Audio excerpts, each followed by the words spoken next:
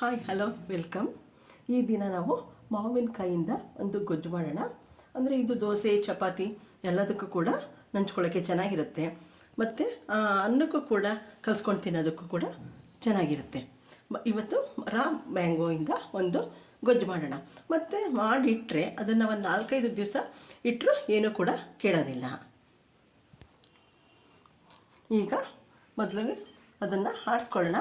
ಅದಕ್ಕೆ ಫಸ್ಟು ನಾನು ಒಂದು ಬೌಲಷ್ಟು ತೆಂಗಿನ ಚೂರುಗಳನ್ನ ತೊಗೊಂಡಿದ್ದೀನಿ, ತೆಂಗಿನಕಾಯಿ ಚೂರುಗಳು ಅದನ್ನು ಹಾಕ್ತಾಯಿದ್ದೀನಿ. ಅಂದರೆ ತುರಿದಿರೋದಾದರೂ ಪರವಾಗಿಲ್ಲ, ಈ ರೀತಿ ಚೂರಿದ್ರೂ ಪರವಾಗಿಲ್ಲ. ಮತ್ತು 2 ಸ್ಪೂನ್ ಧನಿಯಾ ಬೀಜನ ಹಾಕೋಣ. ಮತ್ತು 1 ಸ್ಪೂನು ಜೀರಿಗೆ ಹಾಕೋಣ. ಮತ್ತು ಒಂದು 10 ಮೆಣಸಿನಕಾಳು ಹಾಕೋಣ. ಮತ್ತು ಅದಕ್ಕೆ ಒಂದು 7-8 ಹಸಿಮೆಣಸಿನ್ಕಾಯಿನ ಹಾಕೋಣ. ಮೆಣಸನ್ನು ಹಾಕಿದ್ದೀನಿ, ಜೊತೆಗೆ ಸ್ವಲ್ಪ ಹಸಿಮೆಣಸಿನ್ಕಾಯಿನೂ ಕೂಡ ಹಾಕ್ತಾಯಿದ್ದೀನಿ. ಮೆಣಸು ಸ್ವಲ್ಪ ಶೀತ ಹೊಡೆಯುತ್ತೆ ಅಂತ, ಟೇಸ್ಟ್ ಬರುತ್ತೆ ಅಂತ ಹಾಕಿರೋದು. ಮತ್ತು ಇಲ್ಲಿ ಸ್ವಲ್ಪ ಕೊತ್ತಂಬರಿ ಸೊಪ್ಪು ಮತ್ತು ಕರಿಬೇವಿನ ಸೊಪ್ಪು ಎರಡನ್ನೂ ಕೂಡ ಹಾಕೋಣ.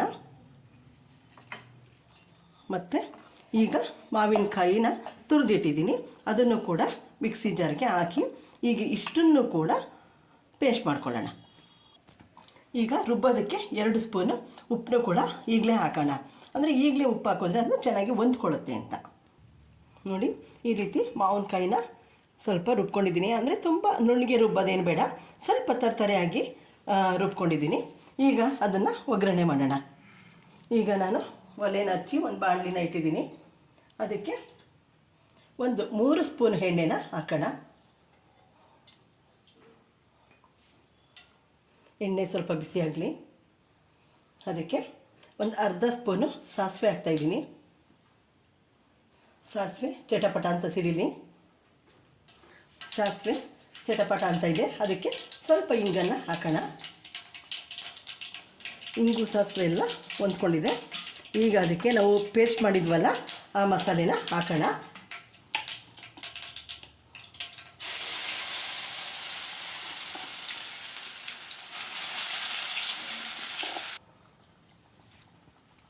ನೋಡಿ, ಈಗ ರುಬ್ಬಿರುವಂಥ ಪೇಸ್ಟ್ ಎಲ್ಲನೂ ಕೂಡ ಮಾವಿನಕಾಯಿಂದ ಇಲ್ಲಿಗೆ ಒಗ್ಗರಣೆಗೆ ಹಾಕಿದ್ದೀನಿ.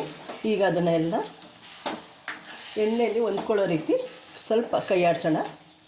ಅಂದರೆ ಇದು ಚಪಾತಿ, ದೋಸೆ, ರೊಟ್ಟಿ ಎಲ್ಲದಕ್ಕೂ ಕೂಡ ಚೆನ್ನಾಗಿರುತ್ತೆ, ಮತ್ತು ಅನ್ನಕ್ಕೂ ಕೂಡ ಕಲಿಸ್ಕೊಂಡು ತಿನ್ಬೋದು. ಇದನ್ನು ಒಂದು 3-4 ದಿನ ಫ್ರಿಡ್ಜ್ ಇಲ್ಲದೇ ಹೊರಗಡೆ ಇಟ್ಟರು ಕೂಡ ಏನೂ ಕೆಡೋದಿಲ್ಲ, ಹಾಗೆಯೇ ಇಟ್ಕೊಳ್ಬೋದು.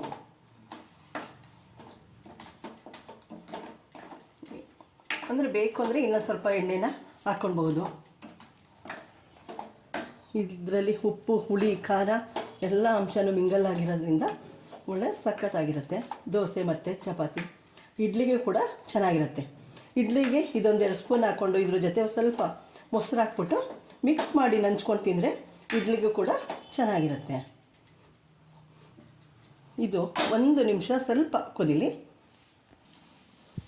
ನೋಡಿ, ಈಗ ಮಾವಿನಕಾಯಿನ ಗೊಜ್ಜು ಬೆಂದಿದೆ. ಈಗ ಒಲೆನ ಆರಿಸೋಣ. ಮಾವಿನಕಾಯಿನ ಗೊಜ್ಜು ರೆಡಿಯಾಗಿದೆ. ದೋಸೆ, ಚಪಾತಿ ಮತ್ತು ರೈಸ್ ಎಲ್ಲದಕ್ಕೂ ಕೂಡ ಚೆನ್ನಾಗಿರುತ್ತೆ. ಒಂದು 3-4 ದಿನ ಫ್ರಿಡ್ಜ್ ಇಲ್ಲದೇ ಹೊರಗಡೆ ಇಟ್ಟರು ಕೂಡ ಇದು ಕೆಡೋದಿಲ್ಲ. ಈ ನನ್ನ ವಿಡಿಯೋ ಇಷ್ಟ ಆದಲ್ಲಿ ಲೈಕ್ ಮಾಡಿ, ಶೇರ್ ಮಾಡಿ, ಸಬ್ಸ್ಕ್ರೈಬ್ ಆಗಿ. ನನ್ನ ಈ ವಿಡಿಯೋ ನೋಡಿದ್ದಕ್ಕೆ ನಿಮಗೆ ಧನ್ಯವಾದಗಳು. Okay, thank you.